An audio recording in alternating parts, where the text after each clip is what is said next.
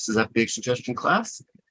And basically, we're talking about static meshes mostly, and we're going to also get into skeletal meshes, etc. So I know a lot of you guys are know a lot about all this stuff already, but just to be sure, for recordings and such, I wanted to get into a little bit like, what is a static mesh? Well, a mesh is something that is created in 3D modeling program, otherwise known as a DCC, or digital content creation software. A static mesh is one that is static or does not typically move, such as a prop, a building, or some other type of environment asset. Now, this is different than a skeletal mesh, which is a mesh that's rigged with a skeleton or bone structure and a set of controls it allows it to be animated, such as a character, vehicle, weapon, or some other object that has moving parts.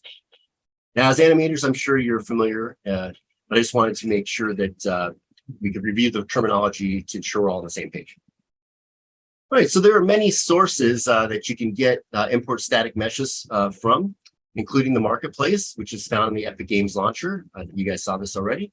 Also, you could use the Quixel Megascans library. They can be built and imported from a DCC such as Maya, Max, Cinema 4D, or Blender, or imported from someplace like Mixamo, TurboSquid, or another online source. Now, static meshes can be exported as various file types, but FBX is the recommended file type for Unreal Engine. So I did mention the Epic Games launcher. So just a quick show here, Unreal Engine Marketplace. This is where you find them. You can search here. When you click here, you can check out a bunch of filters as well.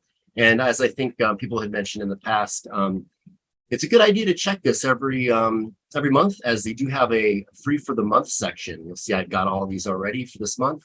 It's great to go and check this out. A lot of cool stuff is available for you. And there's some stuff that's free in these other sections as well. So that's one great place to get stuff. All right, so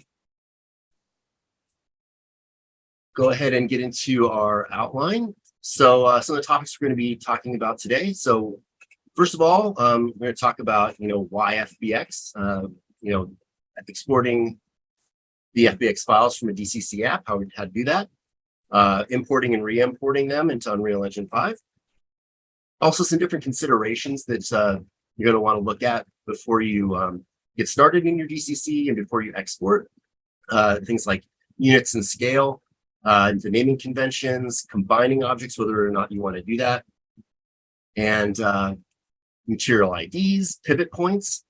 Also, you're going to want to keep an eye on your triangle count. We're going to talk about things like LODs and Nanite, which is a cool new feature in Unreal Engine 5.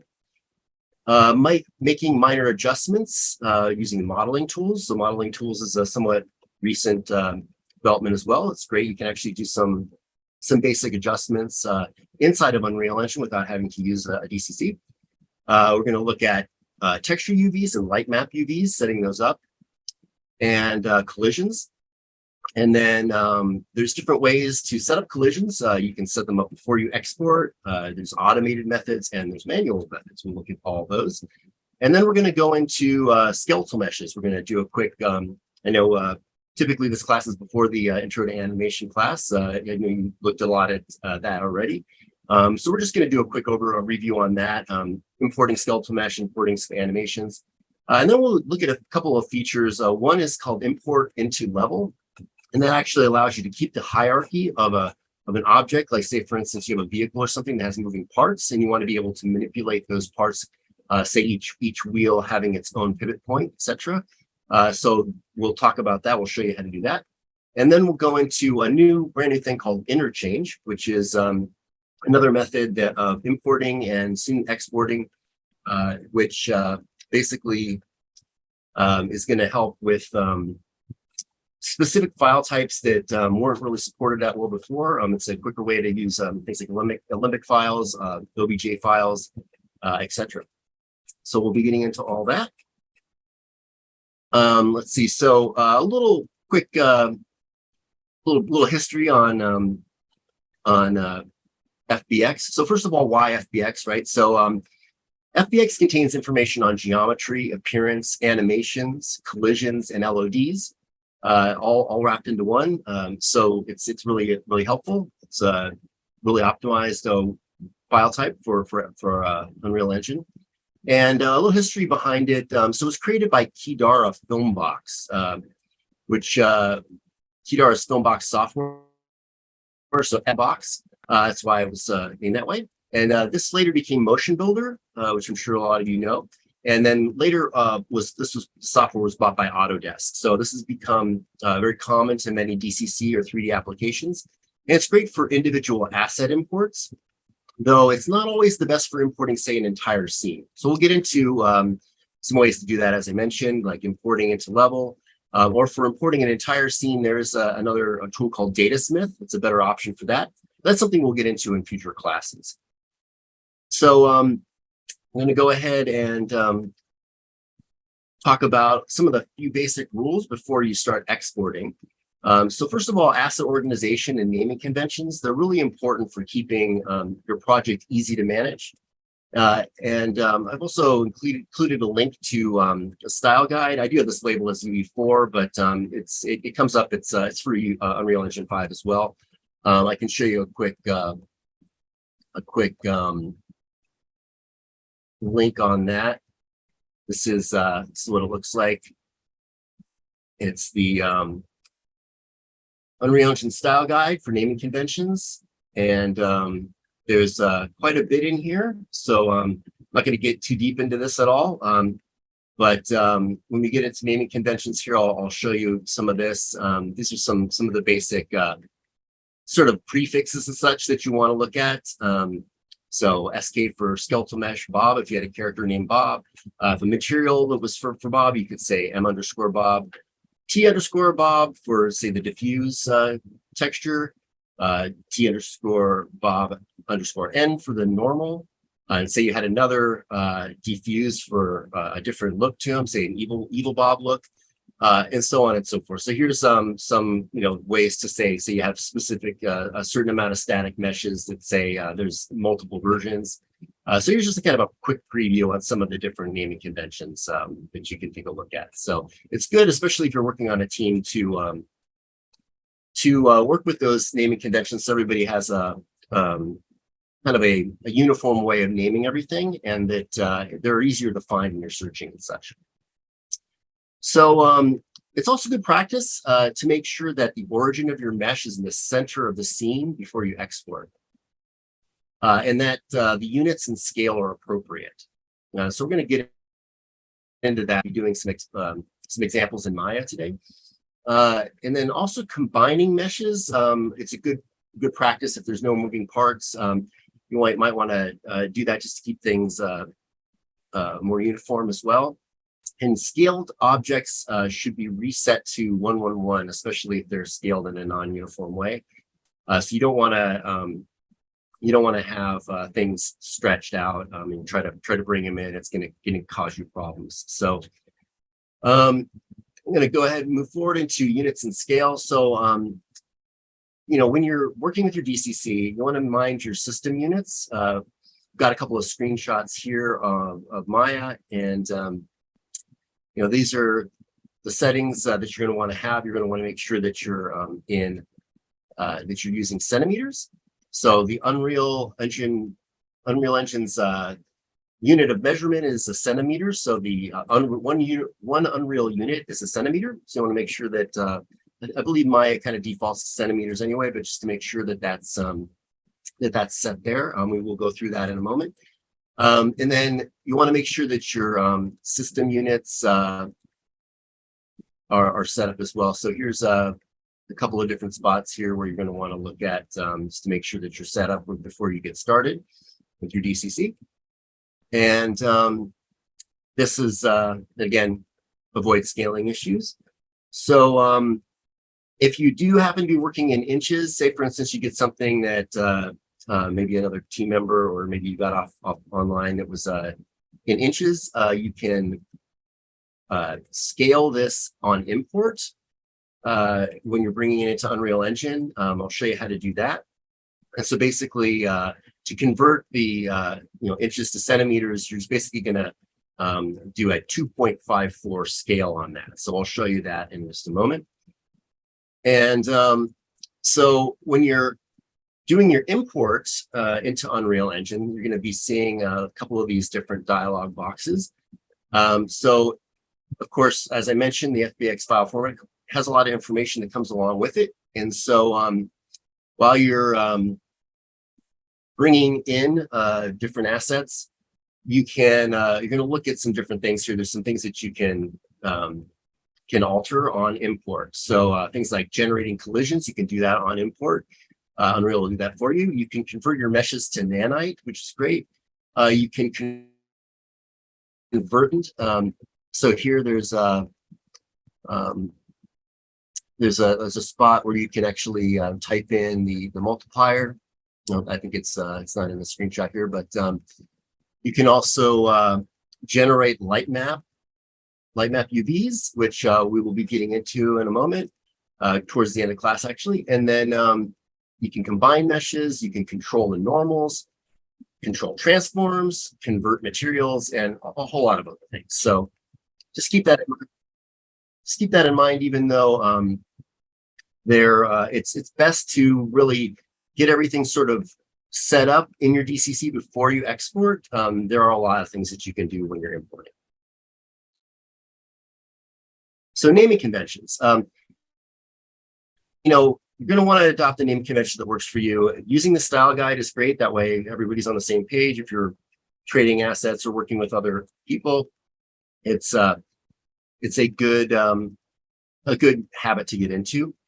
And aside from assets like materials and textures, you want to make sure that your DCC projects and scenes are well organized. And so here's an example here of this Zodiac graph that we're going to be working with in a moment. And it's so here's an example here of, say, when you're working with the DCC and you start creating your modeling, you're bringing in primitives. It's going to start naming things like box 001, 002, etc., rectangle 001, 02, etc., shape 001. And it's going to be difficult to really keep track of later on. You're not going to really know what it is, what each of those objects are when you bring it in. So it's best to rename those if you can. So let's see. So things like these generic names, it would be much better to have something that is relevant to, say, the object here at hand. So in this case, we've changed box 001 to bench 01, bench 02. We have handles here, so handle 01 through 05. And then we've got this object here, which we call the floater, and the keel, the hand grip 01 through 3, the hull. So that way, when you're looking through your asset later on when it's imported, you're going to be able to see these things, and you're going to be able to identify them a lot better. So naming conventions like this are going to be great to do in your DCC, ideally before you export. So material IDs. So every object is going to have at least one material ID. And as you probably know by now, Unreal starts with 0 on everything. So in this case here, we've got element 0 through element 4. So those are 5 different elements. And they correspond to these 5 different material IDs and these different objects here that they've been assigned to on the asset. So material IDs, they help determine which polygon faces get which textures applied to them. The more material IDs a mesh has, the more expensive it's going to be to render. And each material ID requires that the model go through a separate render pass. So some things you can do to kind of mitigate that. One is using material instances, which we'll get into in a bit. And of course, if you there's a couple of ways to do things. You can actually use one material that sort of divides the different portions of the asset into different sections of the texture maps, and we'll talk about how we'll show some examples of that as well. Now, pivot points.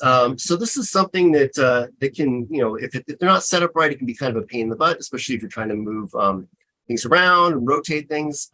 So Unreal Engine uses, pivot points to determine where the object's going to be placed, first of all, on the level when you drop it in. And it's also going to determine how the point that transforms are performed around. So for rotation, as you see here in this example, you've got a pivot point at the bottom center of this forklift object. And this will work fine if you're going to be rotating the object. It's going to rotate around the center point there. Since that pivot point is on the ground, it's been exported that way. The object will snap right to the ground when you first bring it in. And there's a method to have it snap to the ground if it's not set up right. We'll show you that.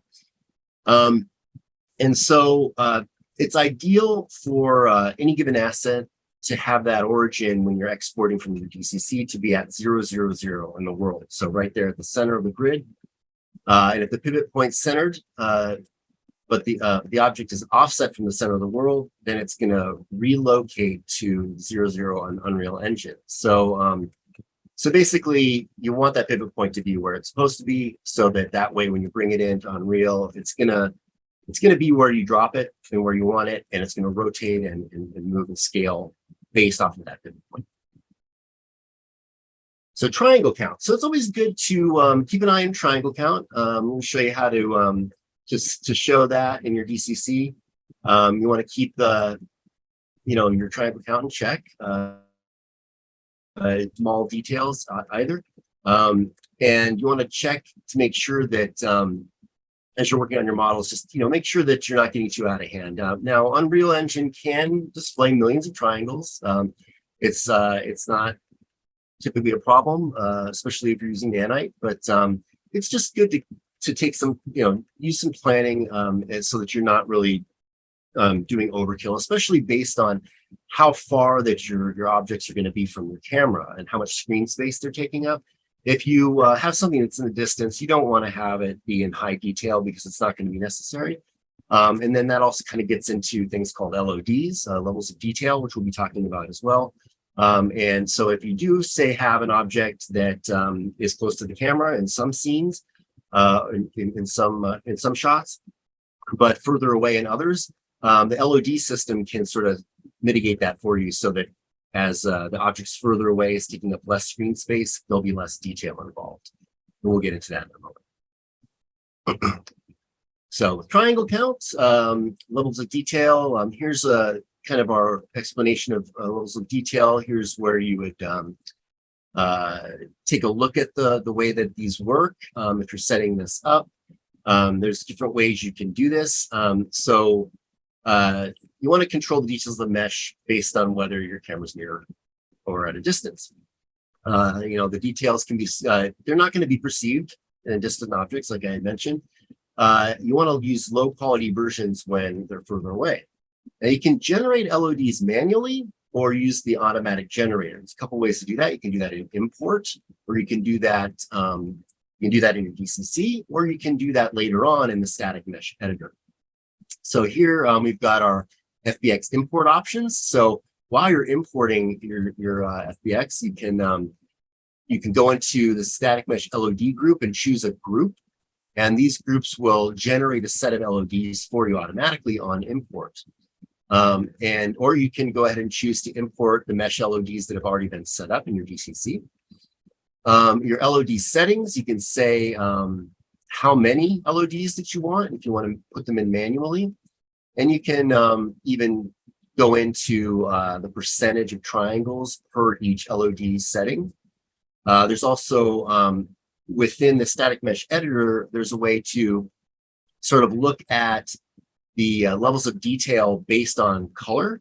And this is a lot easier to see if, say, you're zooming out, like say you're pulling your camera away from the object and you want to see, the detail change. Sometimes you can't really tell because you're not seeing that much of the object. You can select an LOD manually on the drop down, and you can see, like, for instance, here The lowest number LOD0 is going to be the highest detail, and then LOD1, LOD2, LOD3. You can see that the amount of tries goes down, the amount of details goes down as your LOD number goes up. If you want to see how that's working by looking at it through the camera and moving your camera away from the asset, you can set this here. I'll show you that in a moment. And this will it'll change the color of the object based on D that's been sort of updated. All right, so let's see. So missed anything here? Yeah, it's the triangle decimation level. Coloration mode is this here. Right. So nanites. So again, this is a new feature from Unreal Engine 5, and it allows you to handle millions of triangles without breaking a sweat. So it's great. It can display those millions of triangles in real time, but it only draws a handful of those on screen because it's able to see kind of where the camera's looking and you know, how far you are away and everything. And so it'll basically draw the highest quality necessary for the situation. So it's really great. It's quite intuitive. It's really an update on the LOD system. It's better than the LOD system. And this can be enabled. You can enable the Nanite in the content browser by clicking on your asset, or when you're importing through the FBX import dialog box, as I had shown earlier, or with inside of the static mesh editor. And so here, this is here. You can right click, enable Nanite for selected. You can build Nanite in the import options, enable Nanite support, apply changes. And then this is showing the different, if you were to display at different distances, you can see triangles drawn based on if you're taking a look at your Nanite for debugging optimization purposes. So before I get into modeling tools, I'm going to go ahead and we're going to take a look at Unreal Engine and close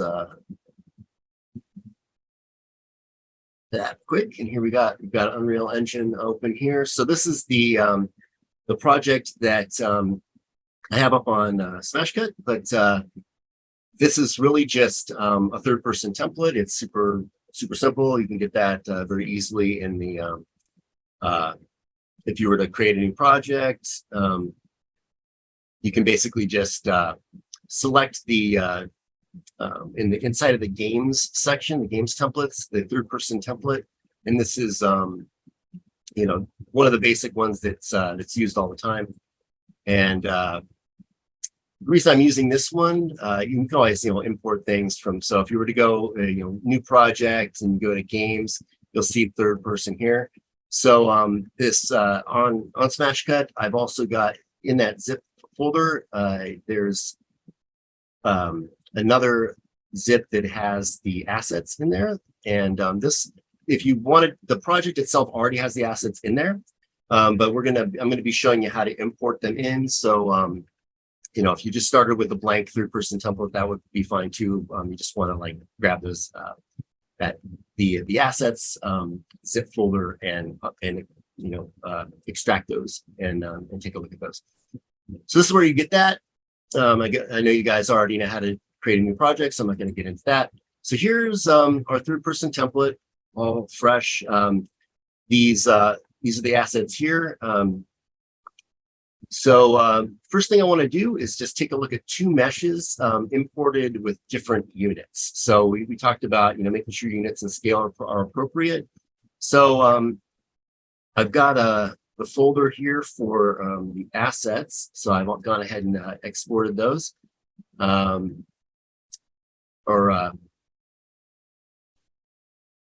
I've extracted those from the zip folder, and so they're all here. You'll notice if you go into there that you'll see we've got a couple of different DCC file folders here for you to use if you want. But we're only going to be really working in this class here with the FBX folder, and then at the end of the class we'll Gaunt, which is the skeletal mesh that we're going to be looking at. So let's go ahead and go into FBX, and I'm just going to go ahead. I'm going to drop in a couple of different static meshes, FBXs. So we're going to look at the Zodiac, which is that raft that we were looking at before. So here we've got it as centimeters. So I'm going to drop it in. I can drop it right into the content browser here. And normally I would put it into a folder. I've already got them in here, as I said. So I'm just going to kind of be showing you as an example here. But you'll notice that if I drop it in, it'll automatically bring up this FBX import option box. And usually what I want to do each time, just get in the habit of saying reset to default. Click on this before you get started, because you may have changed some settings here on your last import. And you don't want to change something different. For instance, say you change the the scale or the import resolution or anything, or the way that the materials are coming in. So always do that first, just to be sure. And again, there's a lot of things in here that you can do with this. So I'm just going to go ahead and say import. And this is the centimeter version.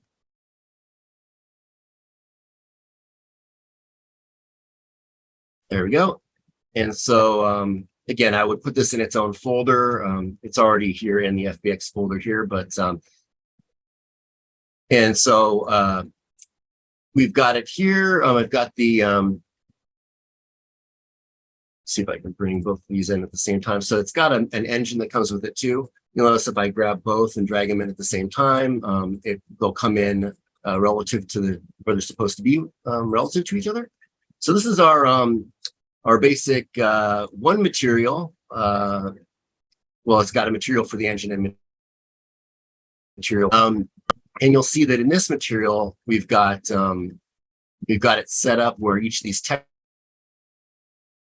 between the different sections of the raft. So that's different from a multi-material setup, which we'll show in a second. And then I want to also bring in the inches version. So say, for instance, you're working with someone or maybe that exported it as inches, and you weren't sure, you didn't know, you bring it in. One of the reasons I like to use the third-person character template for this is because I can kind of tell. So I'm going to bring in the other one here, and you'll see that in inches it is much smaller. So, but maybe it's hard to tell exactly because you're not really comparing it to something else. If you brought this in by itself, it might look like it's the right size. But if I were to go ahead and click here on play and do a little play test here, I can see that this one, that looks about the right size of a raft that this character would use. And you'll see the collisions are kind of nice. Her foot's going up onto the keel there. The bench, but this one obviously is not going to work, right? So so that's a quick way to look at these things and see, if you wanted to bring it in. And you can always, if you say you have another project, say a film project or something, and you wanted to have a character brought in so that it's all set up to play like that, you can go in and you can say, let's see, I believe it's, you can go into here and say, you can add, if you import,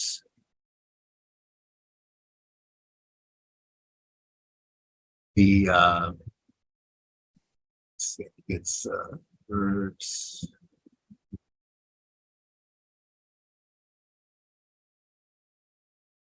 Different what's it, import content. Yeah, if you say import content, you can bring in stuff from a third-person character template, and you just say you want to bring in the third-person character, and then that'll bring it into another project if you need to. So obviously this inches version is not working for us. So I'm going to go ahead and delete that one, that set.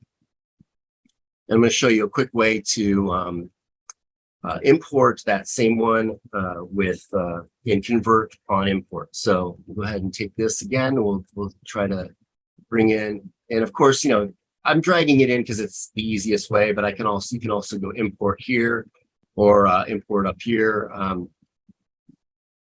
Many ways to import. So here's in this one here, as I said, if you go with 2.54 scale on the import. Oh, sorry, it's this one here. Import uniform scale. So on import uniform scale, if you do the conversion, it's 2.54 for the from inches to centimeters. So I'm going to go ahead and import that. And here we go. And so if I drag this one in, you'll see that now I've converted it properly. So say that happens where you've got it, you don't have to go back into your DCC to fix that. You can simply just do that. So I'm going to go ahead and delete all these. I just wanted to show you those. For that example. And I'm going to go ahead and let's take a look at setting everything up. Well, actually, I showed you the material ID really quick. So let me go into the other raft. I have this one here, and you'll see that this one has multiple materials assigned to it. So this is another way to set it up. So the first way was having the material as one, where it splits. Each texture map is split to the different sections. So you've got a section for each of the different parts. And then this one here is sort of simple materials for each one. If I wanted, I could take this material and say I wanted to have that wood texture on the benches. I could take this and this material and drop it in there, and then I'd have that. So it's assigned to the specific parts of the object. All right. So go ahead and delete that. Just wanted to show you that before we went anywhere. So I'm going to go to Maya, and so here we are with in Maya, and I've got a new untitled project here. Now, a couple of things mentioned before in the slide deck was that units and scale, I just want to make sure that everything's set up right. So right here, I've got this grid, grid here, and I'm not, basically this is out of the box what the settings are in Maya. So if I'm working with Unreal, I know I'm going to be importing to Unreal or exporting to Unreal. I want to set a couple things up first. So first, I want to go into my display grid option box. Display grid option box. And so the default is 12 units by lines every 5 and then 1. So ideally, I would change this to 100 and then 10 and then 1 subdivisions. So if I do that and apply, then I'm going to get a bigger grid. I'm going to get a grid that's going to be set up a little bit better. And then the other thing I want to do is I want to get into my Windows settings, preferences. So Windows settings and preferences. And then here, I've got a lot to choose from. I'm going to go to settings down here. And I want to make sure that just to make it a little easier, I mean, Unreal will convert it. It's smart. It knows when coming out of Maya to switch it to Z up. But just to be sure, it's nice to go ahead and switch this to Z up for Unreal if you're going to be going into Unreal. And I believe that this is going to be generally centimeters as default, but just to make sure that your working units is centimeters as well. And so save that. And now I can bring in objects, and they're gonna come in as in the centimeter units, and we're gonna have the grid all set up for us. So another thing you can do if you want to keep an eye on your triangles is to go to display, heads up display, and then I'm gonna look at poly count here.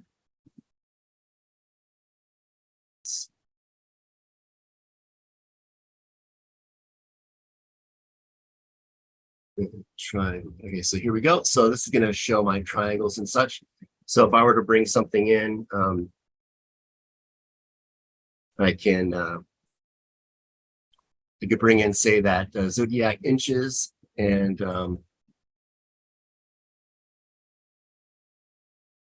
now we've got you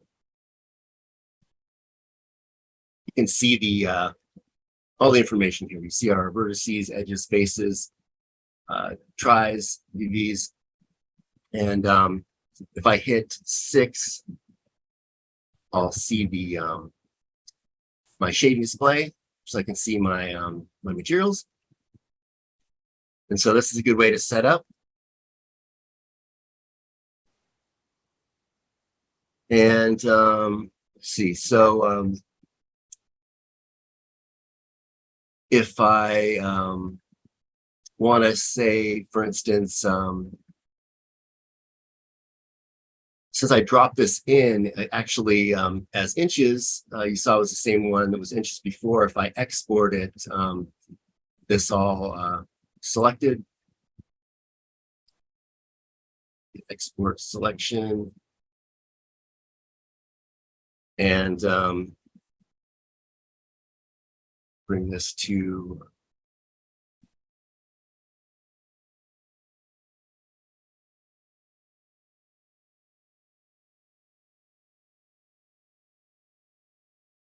drop this in one of the folders over here. Let's give this a moment to read my external drive. All right, and we're going to go into Maya files, and I'm just going to drop this in as raft to CM. And so I'll export that. And this was inches, and since I converted my units to centimeters, should be able to drop this in. So I'm going to go into my Maya files and raft to CM. Put that in. And again, so I got the 2.54 scale. I'm going to reset that, import, and I believe this should have converted for me. Yep. All right. So just to be sure, and again, when you're playing, make sure that you're playtesting selected viewport or one of these, not simulate. You can that does a simple thing. So the hotkey on that too is Alt P. And so once again, you see here, I've converted that inches into centimeters. So I did it that way.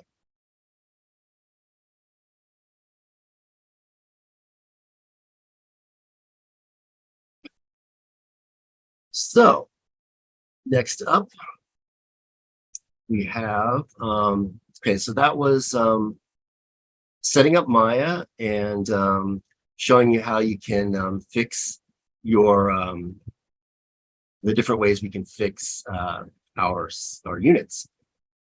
Now, next, I want to get into pivot points. So,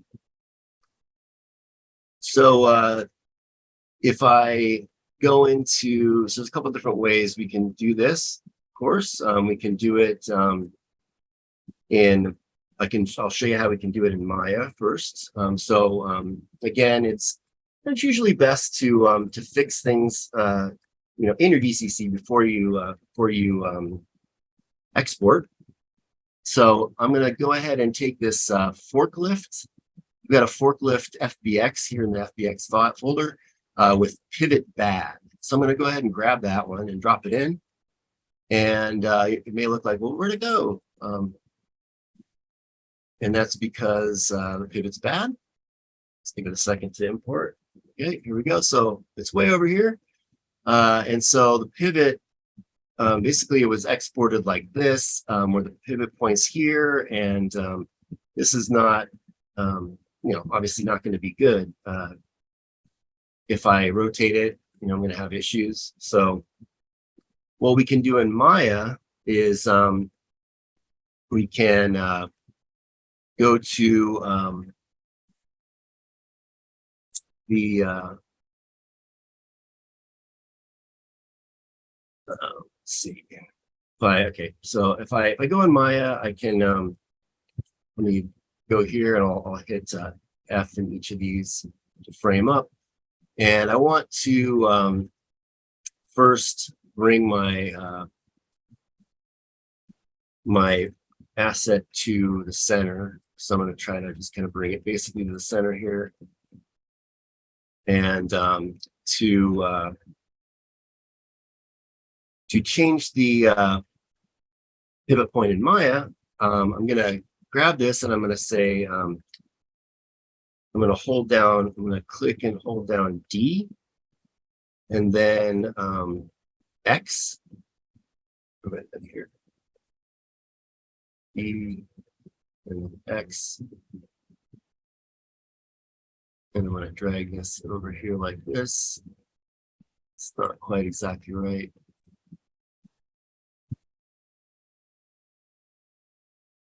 It's about right here, and then so click B. And then I'm going to go into another viewport here where I'm going to look at the side view here. So I want to make sure that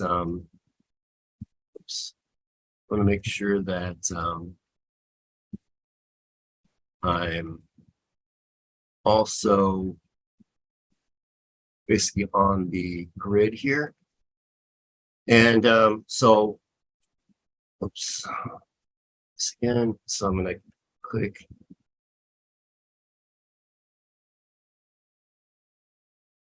that.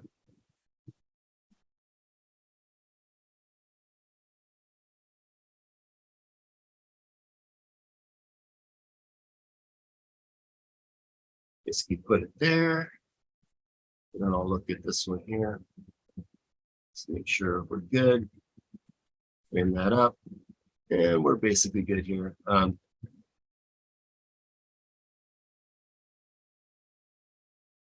So we can do that, and then we can export it. But the thing is we've got, sure this is good in all the different viewports. It's good.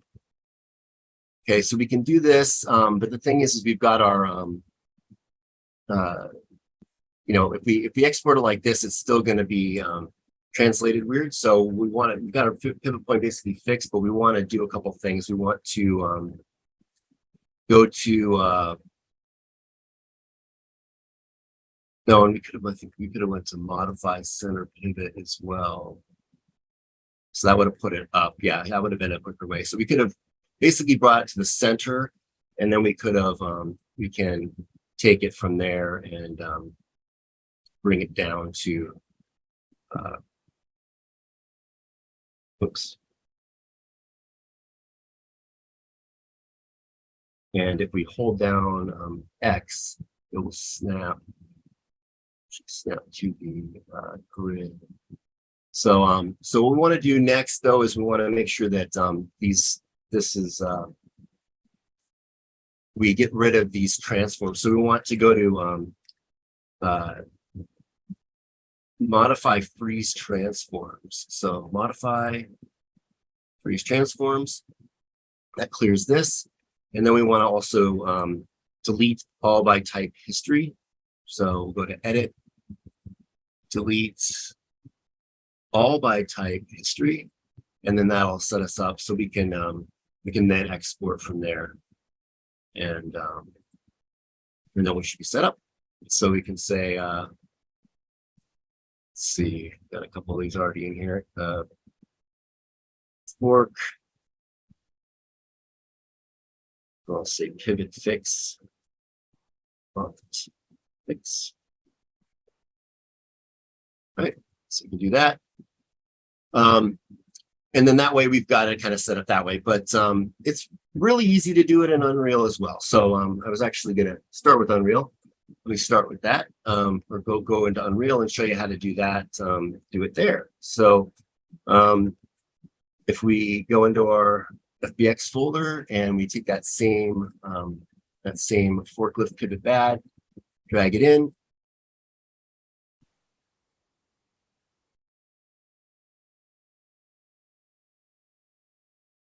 Okay. And then we want to make sure we set to default, make sure everything's set up to defaults. And I'm going to import.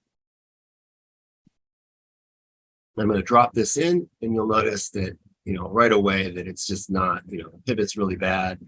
So the first thing I would do is I want to make sure that this is it's snapped to the ground. So normally if the pivot was set up correctly, it would. Now, basically what you want to do, if you've got an end key on your keyboard, you hit end, and normally that would have snapped it, but I'm not sure what was changed or not. But basically if you hold down, I believe it's function. Let's see, function end. Yeah, there it goes. So the function key and the end key, and that will snap it to the ground. So you want to start off with it like that.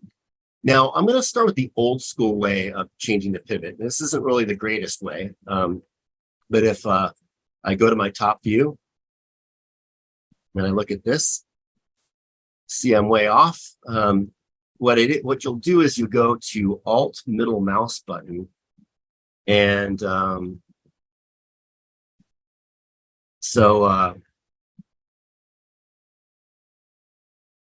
going to hold down the Alt key and a middle mouse button,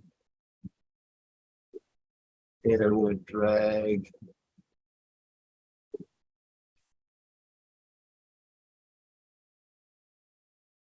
no, Alt, just Alt click drag is going to duplicate. So Alt middle mouse button. It's not working. Try it in a different view.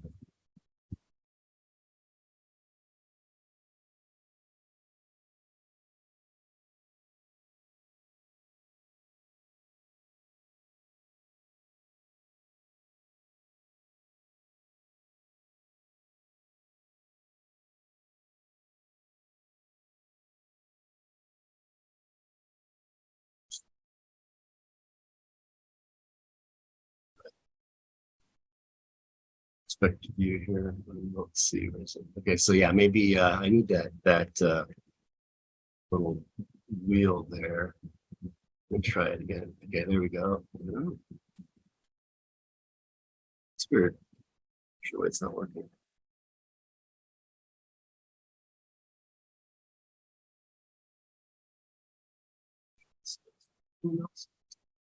Else.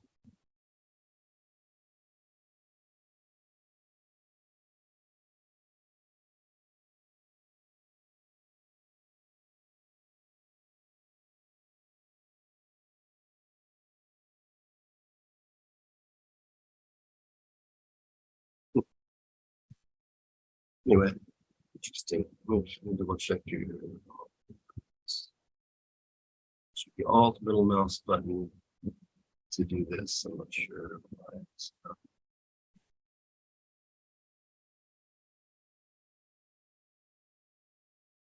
Huh. Anyway, good news is there is a new way, and because this way is kind of frustrating anyway. So I will show you the new way. So what we have is we have modeling tools, which are really great. So I want to show you that.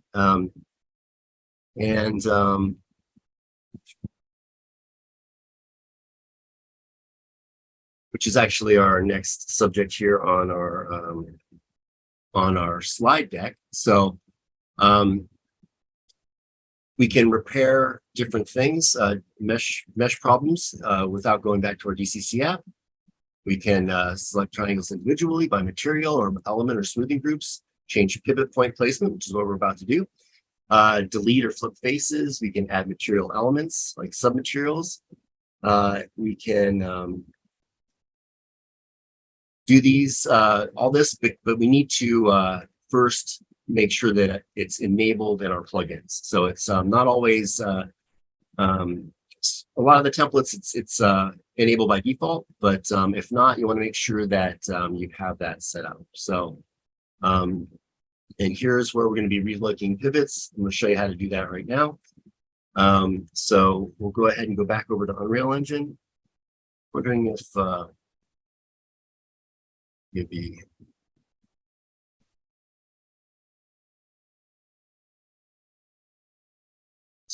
maybe it has something to do with my community.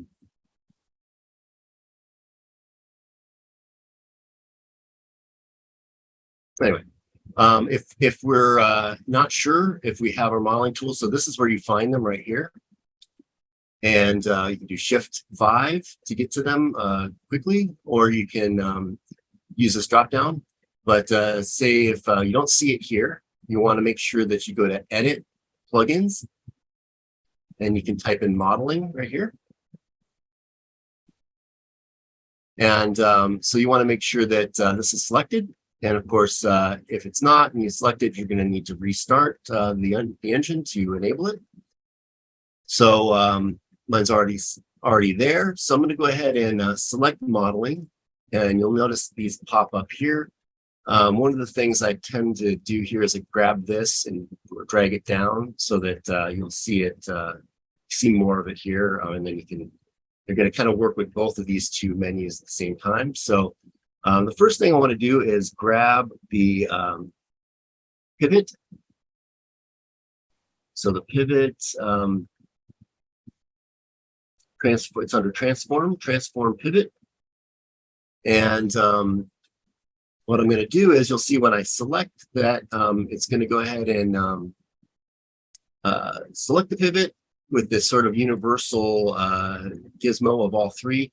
And then it's going to, you're going to see this little, these positions, these hot positions here, which really great. All you need to do is click on center, click on bottom, and there we go, 2 clicks. So, and then you can just say accept. What's cool about that is actually gone ahead and it's affected it for the asset itself on the asset level. So if I bring in the next one, you'll see that it's fixed it for that one as well.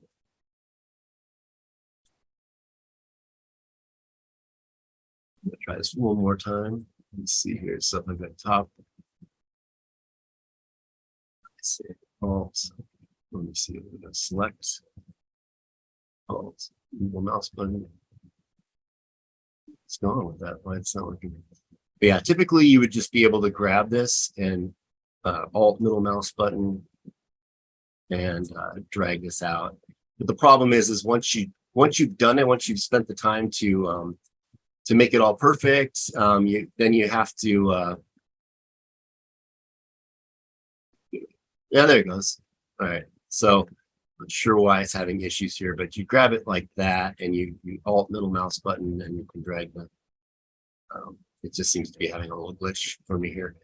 But you would have to then right click once you've got it where you want it. And you'd have to set it to tell it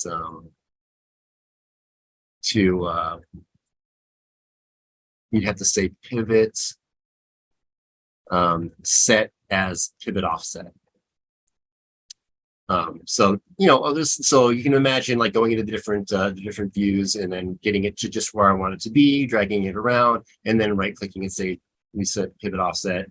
And then once I did that, it still wouldn't have updated the other versions inside the content browser. So that was the old way, and this obviously modeling tools is much better. So there's no point to really be working with that old method anyway. So for some reason that wasn't working. Sorry about that. But all right, so those are some ways to work with the pivots, to fix the pivots. And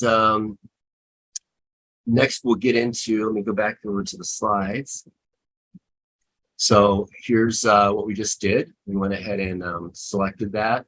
We said center bottom, and then it updated. We said accept. The pivot point was corrected. Now next we're going to get into modeling tools. So this is really fun. We can actually do a lot of things that we can do in our DCC inside of Unreal Engine. So inside of those same modeling tools that we just showed.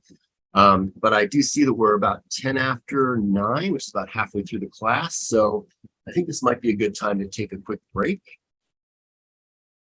So we'll go ahead and continue. Back to modeling tools. So we talked already about these first couple of things here, setting it up, changing the pivot, and now we'll get into some of the other things we can do with modeling tools. So we can change face angles, visibility. We can select things by material, etc. And then we can also grow, invert, or shrink selections. We can flip normals. We can delete or separate triangles. Create polygroups, and then once you've created a polygroup, you can then manipulate that. So you make a selection and create a polygroup, and then you can manipulate that. Here's a little screenshot here of the selection type that you can use. And you'll go in here under try model, try select, and select which one you want. You can edit the meshes once you made your selection. We're going to go ahead and change up the rim of the forklift and make, it's a little basic. The rest of the wheel looks pretty good, but the section looks a little basic. So we're going to make it a little bit more interesting. So we'll make a selection and we'll do some scaling and escape extrude. Some of the things you can do with that selection is extrude inset, cut faces, flip faces, a lot of other stuff. Some examples here. You can also add material slots. So this is great. So say for instance, you're like, hey, you know what? I made a little change, or maybe there's a section of the asset that I'd like to have a new material ID slot added.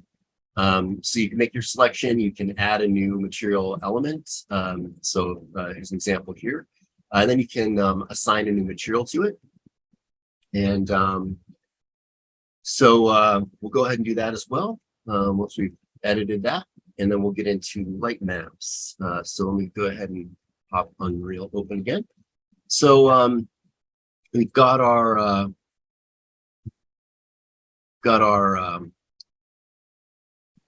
forklift here. A couple things real quick too before we get into modeling, continue with modeling tools. I wanted to show you that these here are really basic materials. Obviously, it looks kind of like a child's toy, kind of like plastic. Obviously. We've got some PBR materials in here for these that are much better. So if the thing is I can drag these into my different material slots. You'll notice that they've been labeled pretty well, so it's pretty easy to line up. I've got forklift body. I'm going to drag that into forklift body.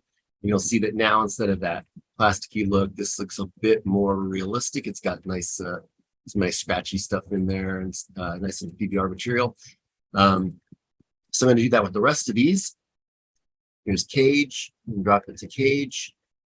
Here is the interior. I'm going to drop that into interior. Again, naming conventions are great. That's why naming all these properly is useful. It would take a lot longer otherwise. So the lift, I'm going to drop that into the lift. And then the wheels. And then we've conveniently got this other material here that we're gonna drop in later. But you'll see now that this vehicle, this forklift, looks a lot more realistic, and that's great. So PBR materials are definitely a much more high quality, much more realistic looking.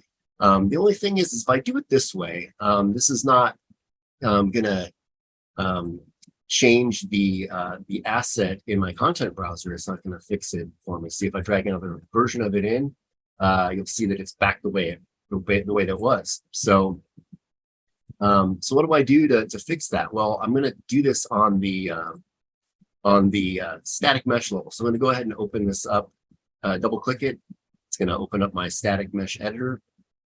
And I'm going to drop these PBR materials in here. So if I go ahead and kind of drag this over so I can kind of see both, go into my PBR. And I'm basically just going to do the same thing I just did, but on this static mesh level instead. So here we got the body, got the cage. That's the third one. This a little bit more so you can see. Updating in my in the scene as we're doing that level. So the lift. And then we've got the interior. And we've got the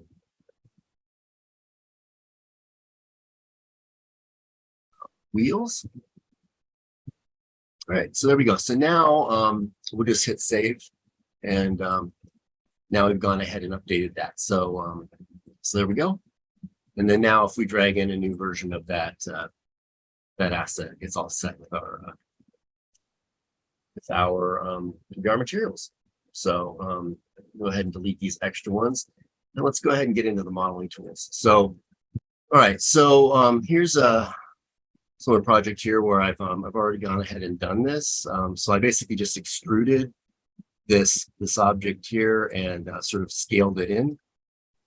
See if it'll work over here on this one. So that's sort of the final version of what we're looking for right there. So let's see, I'm going to go ahead and select this one and I'm going to go into modeling tools. We're actually technically in 5.2 now, it's in 5.1 on the other one. I'm not sure if that has anything to do with it, but I'm going to drag this modeling toolbar down here like I did. This modes thing here, I'm going to select that. I'm going to go to try select and I'm going to grab one of these rims, my brackets down so I can get a little bit better. And I'm going to hit grow. Right, let's just shrink that a little bit. Just want to have only that part.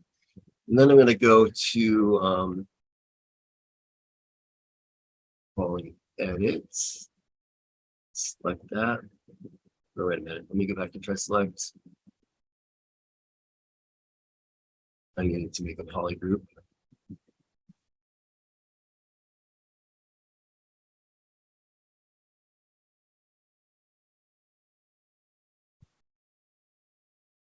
Okay, there we go. So we've got that. And I believe I got the whole, no, I don't. Let me try that. Grow. And then I'm going to shrink that down to there.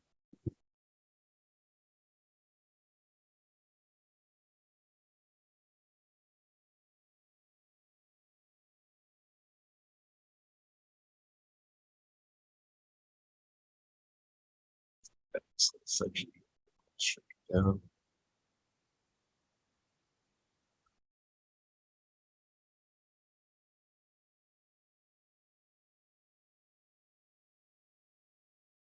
Try to see. So I'm going to get less of a selection tool there, and then I'm just going to hit grow once. And we got it. And then I'm going to say, I'm going to create a poly group out of that. There we go. And then accept. Then poly edit.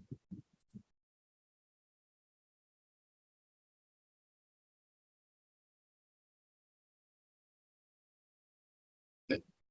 So I've got my poly group, and now I'm just going to go ahead and scale this.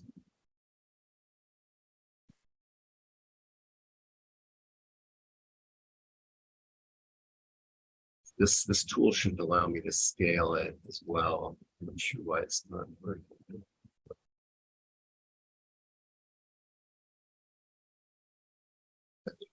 Uh, oh, it updated there. Okay, there we go. So let me scale it in a little bit and let's wait state.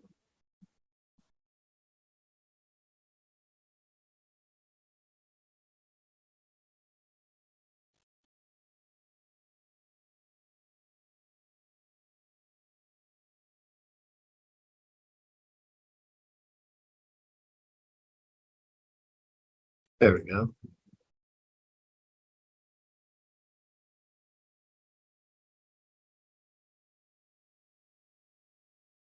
Otherwise, second. You get the idea. So basically, you can do some basic editing here.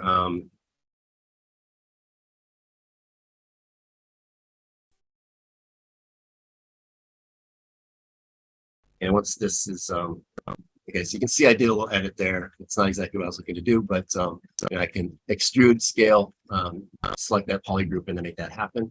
And then if I go over here into materials, which is the next thing I wanted to show you, I can go edit material, and I can still see that the different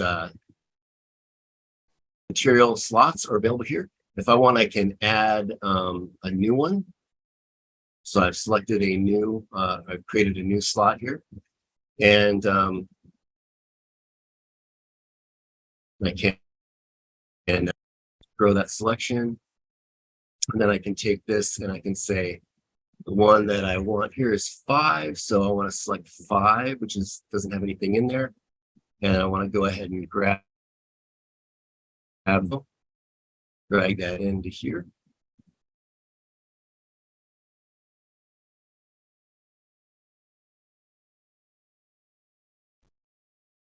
And then I can assign that to the selection. So assign active material.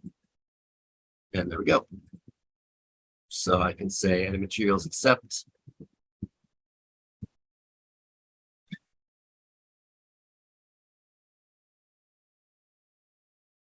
And that will now have the new material slot with the new material selected, or the new material assigned to it.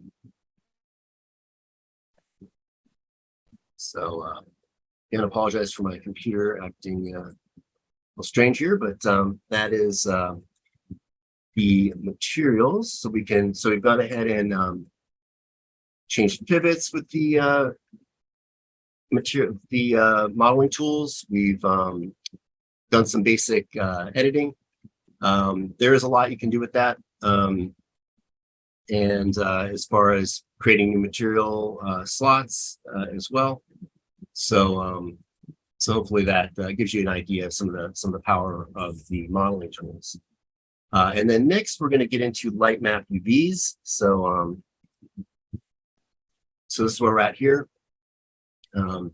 This is the basically so UVs. Basically, so regular UVs, I think most of you folks are probably familiar with texture UVs. They're basically, they're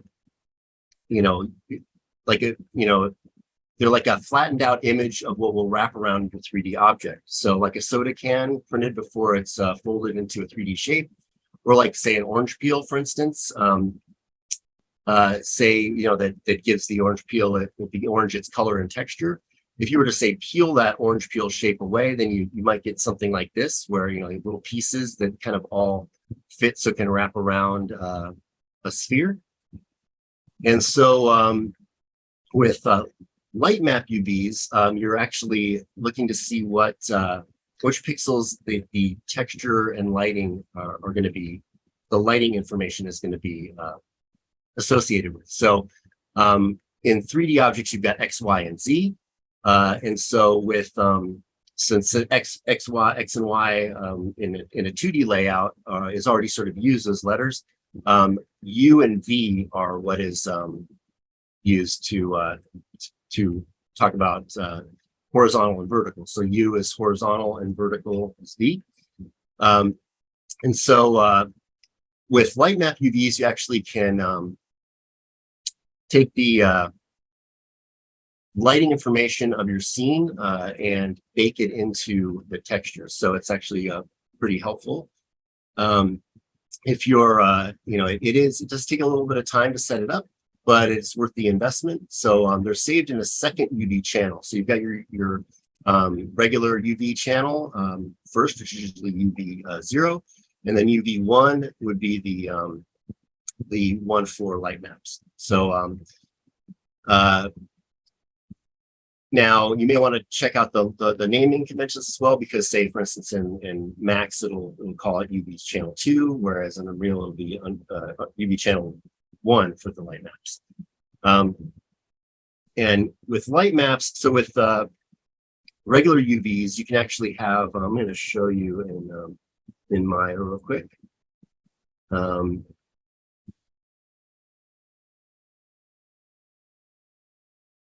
So in Maya, you can set up your UVs, and it's basically going to have a texture where it's going to be a flattened out image like this, where you can you're going to see the faces of the object that are in this sort of 2D map out, but it's going to also have potentially some faces that are outside of that.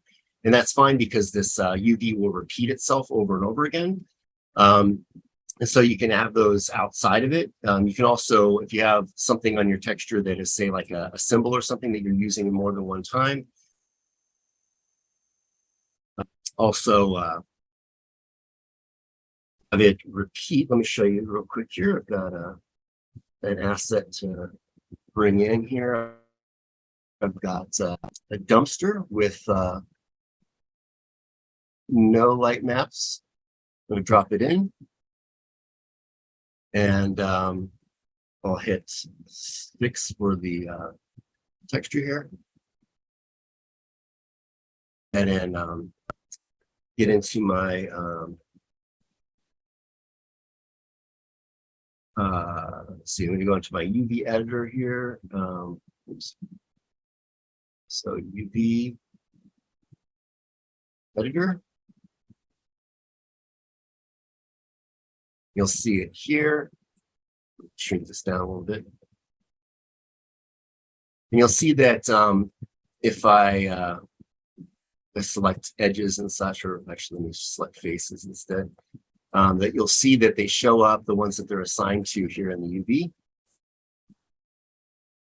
And you also see that here I've got actually show this with flat lighting so you can see this a little bit better.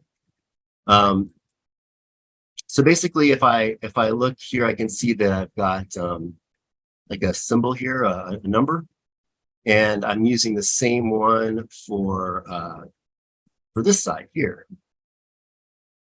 And so using this space over and over again, overlapping, is fine. It's actually very helpful with doing this so that it's sort of, you've only got so much real estate here. So the larger each of these selections are, like say for instance, if I were to select the top of this, which is pretty big face, it's going to be, you've got a pretty big space here. So the larger the space, the more detail you're going to, like the higher the resolution is. So it's a little bit. This is how the regular UV is set up. So if I wanted to create a light map UV, you'll see here if I go to my UV sets, I've only got one set here. So if I want to create a new one, then I can basically go in here and I can say right click UV, create, let's go to UVs and say automatic mapping here, and so I can select, say, so by default, if I were to do this, I could project, and I need to select this as well. So let me project that. And so I've created this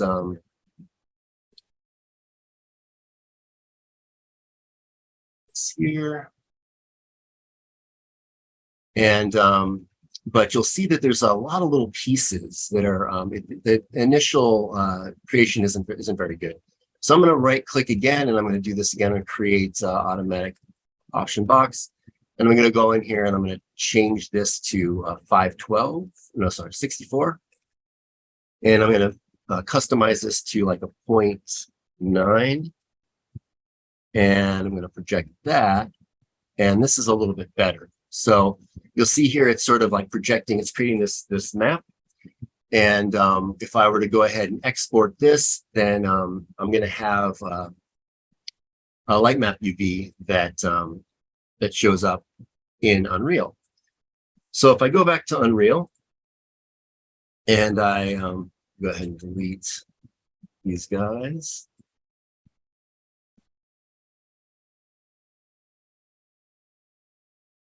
And I want to go into my content here.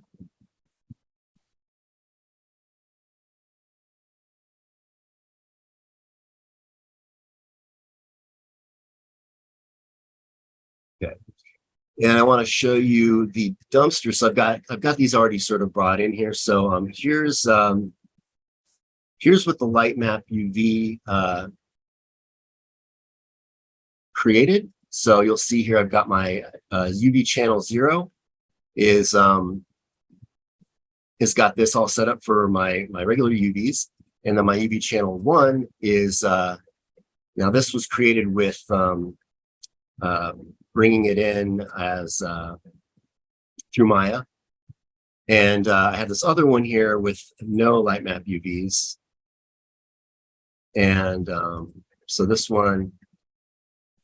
Actually, the other one was Unreal. So this one was brought in with Unreal, creating light map UVs on the import, and you'll see that this is much cleaner. It's bigger. The spacing is better. There's not as much little pieces.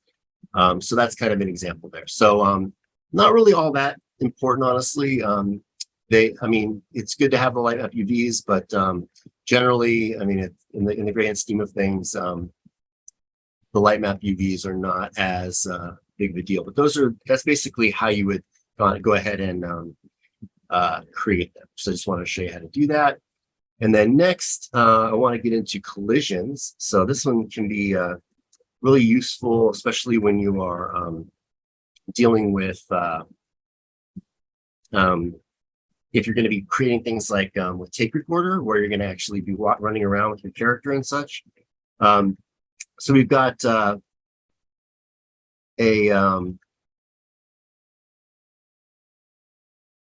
me bring in let's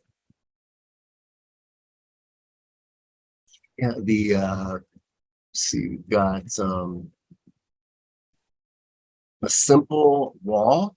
So I'm going to bring in a simple wall first. I'll put it in there. We'll put it just here.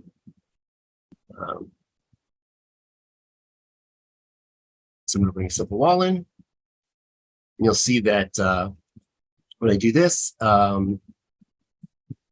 it's going to have a restart the default, import, and this simple wall. If I were to, so there's a couple things here. If I were to look at collision, if I were to show collision, you'll see that this wall actually has it's not set up right. It's there's no hole here. So I'm going to go ahead and hit play and show you. So if I were to run over here and I can bump into this, it's got collision, but if I try to walk through it, it's not going to work. So the most basic thing I can do here is I can go into my static mesh editor, and I can go into change it to basic, use complex as simple. So also here in the collision or in the static mesh editor, I can look at, I can show certain things. I can say like show simple collision and show complex collision.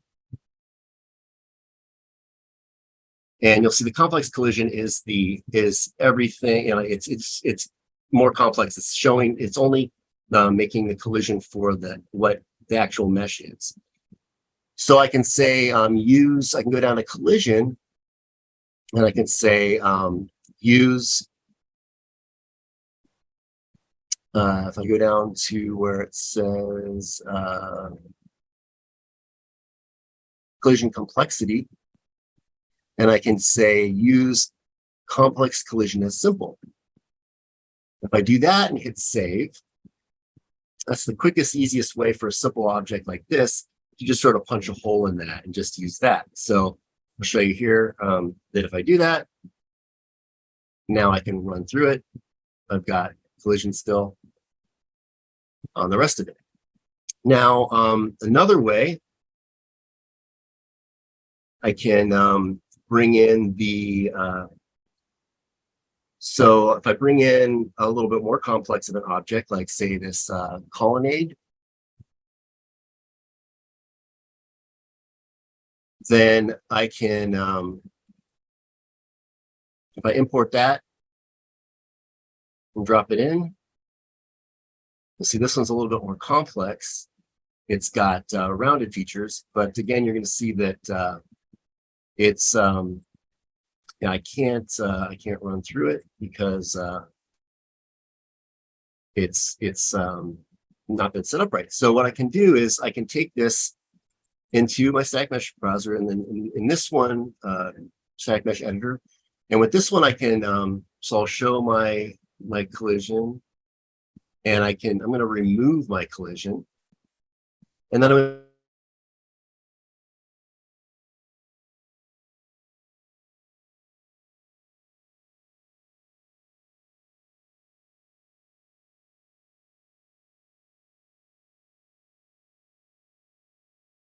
Seems that we have a small crash. Phil, if you would, or you froze for a while there, if you would repeat yourself. Oh, sorry about that. So what I did is I brought in this colonnade object, and it was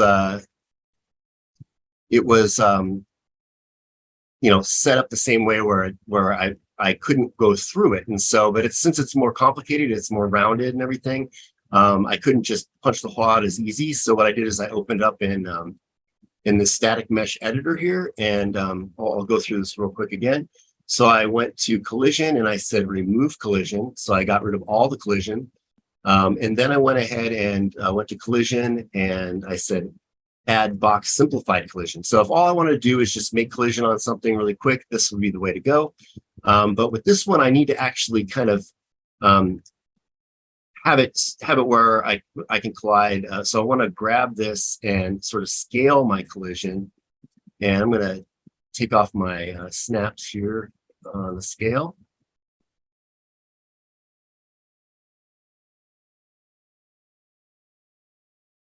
And just want to slide it so it's just about the right size for this. And I'm going to put this on here, and then I'm going to hold Alt, drag, and I'm going to put another one here.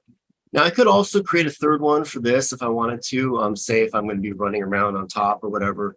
Probably wouldn't need to, but just in case, I can do that. So I can basically create a simple collision this way. And if I save that, and then I go back out, then I can Alt-P to play. And now if I go through, I can go through, I can bump into this. And so that's all working. And then if I wanted to say drag this over here, and also if you hold shift you can follow it with the camera. I want to do that. I could scale it to where it's where I could say walk on the top of it. And if I did that, you can see that the other the collision I made on the top of it will work as well. So Yep. All right, so that's that one. And then say you need something that's a lot more complicated of a collision, you can work with something else. I'm going to go in here and grab my my cart and cart damaged.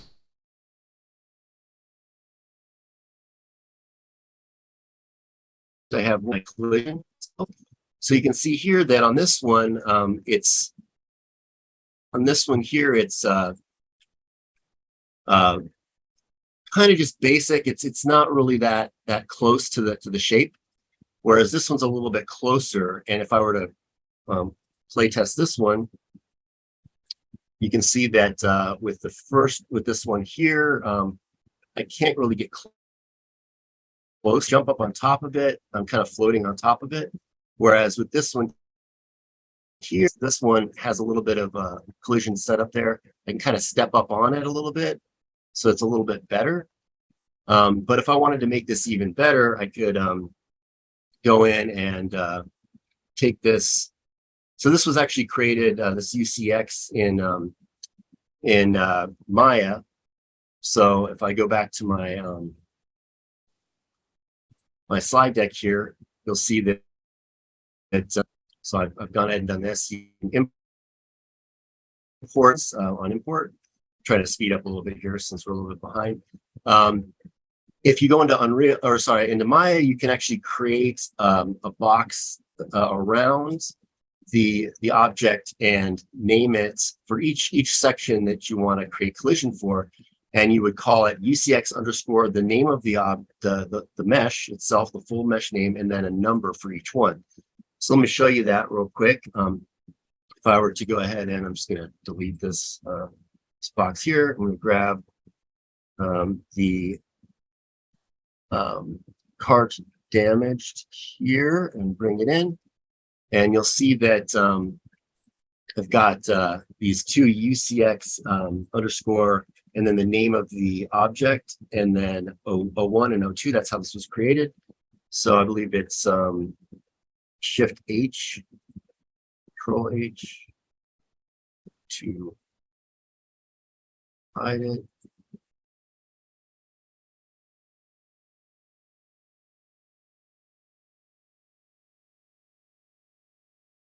But I've got to get some object mode here.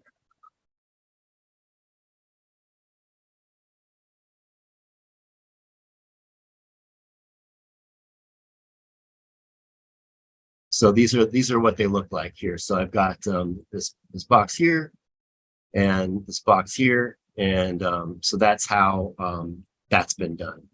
And if I wanted to make this a bit better, I could bring it in Unreal, and I can actually, in the static mesh editor, I can grab this same one, for instance, and open it up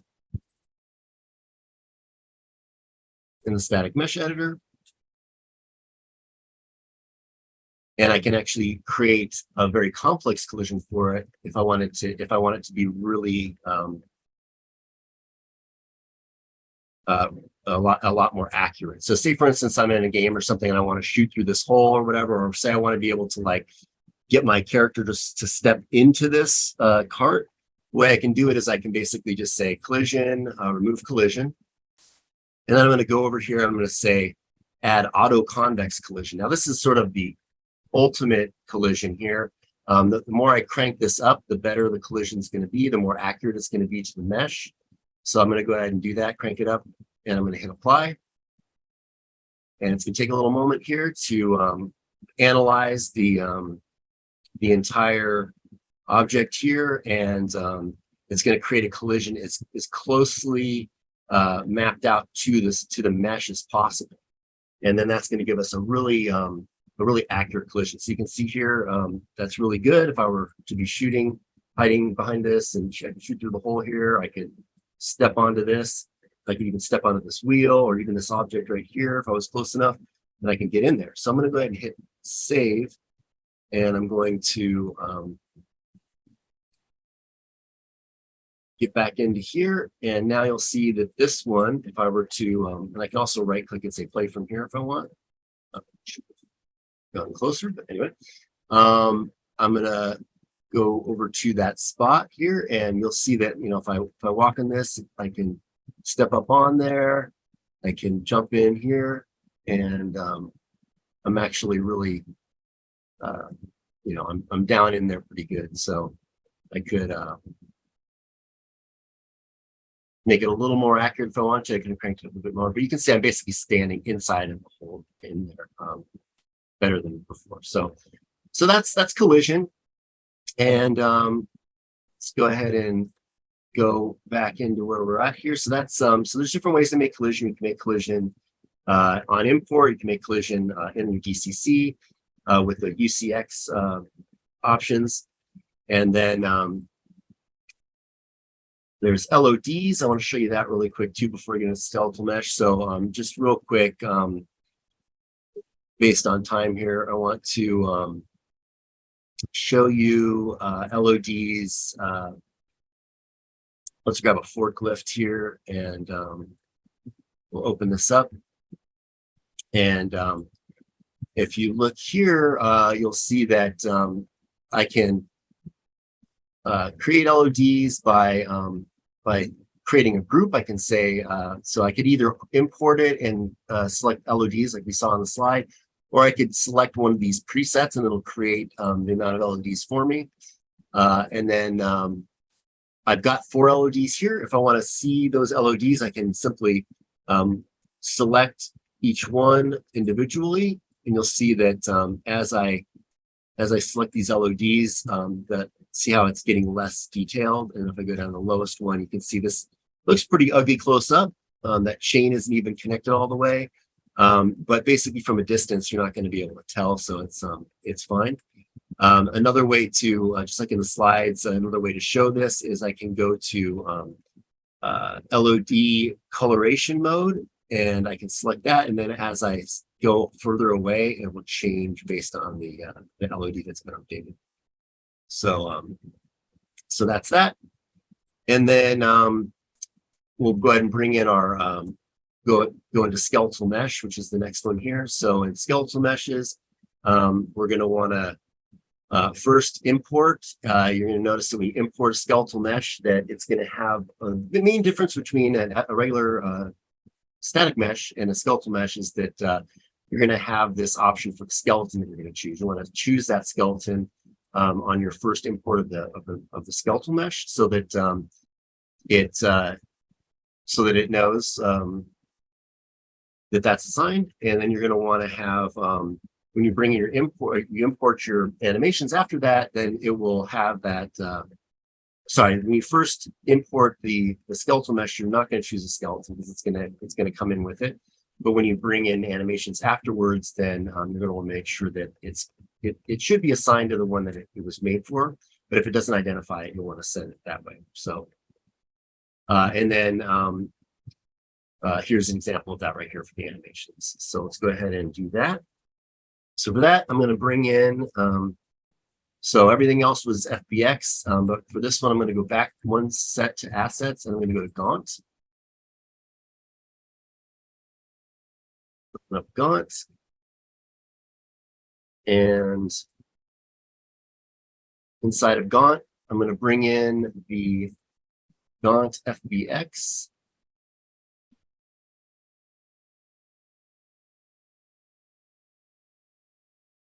When I drag him in, you'll see that I've got this spot for a skeleton here. You know, reset to default. Go ahead and import that.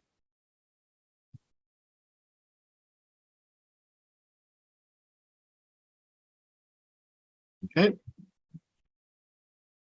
And then we've got, as you saw from the intro to that animation course, this is the skeletal mesh that we want. We've also got a physics and skeleton here, physics asset and skeleton. Of course, if I were to simulate, see that would drop. So I want to now import some animations for this guy. So delete the old one here. And you'll see I've got my collisions still showing here. So let me take care of that. And so the next thing I'm going to do is I'm going to bring in the animations. And so I'll just go ahead and grab, say, a few of these, select them, drag them in. And for this one, you'll see it selected my Gaunt skeleton for me. It knew that that was what I was looking for. So I'm going to go ahead and import. I'll import all.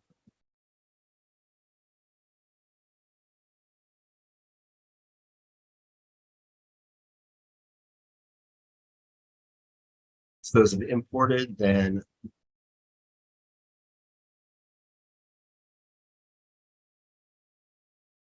we'll go ahead and grab. So I could just grab one of these and I could grab these and just place them in the level if I wanted to, and I can simulate and show how they go. You'll see this one's root motion, as this one is cycle.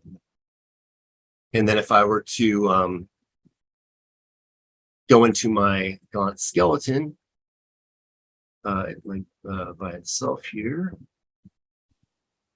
here it is. I can double click on that, bring up this, and I can go into my animations. I can preview each of these.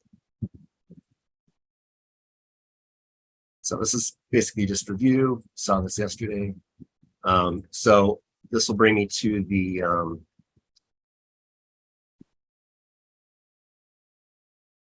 import into level option. So this one's great because what happens with import into level, you can import an object that has a hierarchy and different moving parts.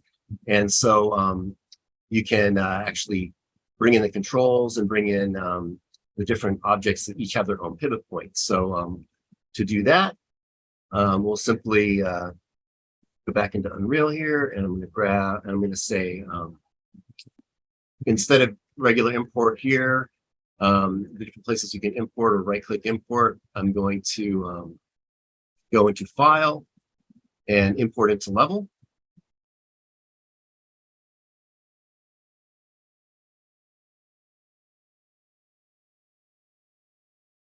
And then I'm going to go to my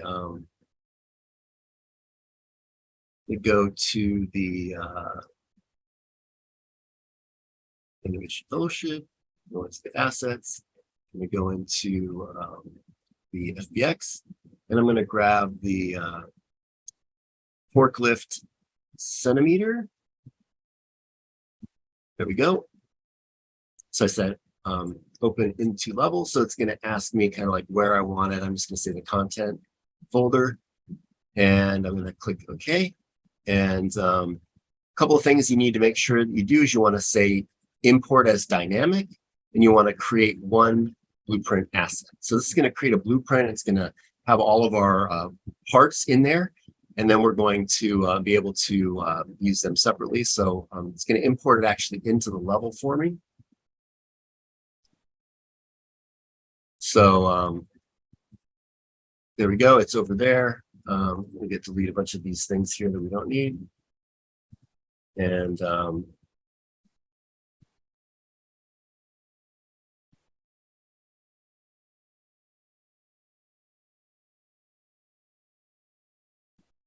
function end, so I can snap this down, and you'll see that with this selected, you'll see that I've got actually all these parts. I can control the wheels, I've got wheel controllers here. So if I were to hit rotate, I can animate this separately. If I were to select, say, the steering wheel, steering wheel is right there. I want to make sure that I'm on local space, and then I can rotate the steering wheel. I could even select the lift and move that separately as well. So this way I can animate these things. If I grab them, I grab the asset itself. I can also go into here and say edit blueprint, and you'll see I can do the same thing here. I've got I can select these individually and manipulate them here as well. So that's important to level. So that's great for animating for objects that, like a vehicle like this that has different moving parts. And the last thing is a brand new thing, a brand new feature we have here for Unreal Engine 5.1, and it's called Interchange. There's lots of options here. We can use it for importing different OBJ files from different applications, different texture types, Alembic files, and then we're working on actually setting that up for exporting out as well into these different file formats. So we've got GLTF, OBJ, different texture types, and so it's format agnostic. It's asynchronous. It's customizable. It works in runtime. And it's really useful. So it's got this great dialog box here that comes up, and it's got a lot of options. So that in order to get it set up, you're going to have to go into your plugins, make sure that you have the interchange editor and framework set up. So a quick example on that. I did set up I did do a quick OBJ file out of Maya that I'm going to import. So I'm going to go ahead and grab say import, and I'm going to go into the Maya files, and I've got this OBJ test that I created in Maya. And so here we've got our interchange pipeline configuration that pops up, and you'll see here that I've got a lot of options. I can change a lot of different things here. I've got skeleton options, static mesh build, and animation stuff. So you've got just a ton of options here, importing materials, what type of materials, etc. So there's a whole bunch we can do here, and if we import that. Phil, would it make more sense to move into lab at this particular point? I mean, we are 20 minutes over. Okay, sure. Yeah. So I'm not sure why that didn't work, but yeah, let's go ahead and do that. So I will stop my share and apologize for some of those technical difficulties there. But if you guys have any questions, we can go ahead and get into Course Lab. Yep. All right. Let me go ahead and close things out, and we'll head over to the lab.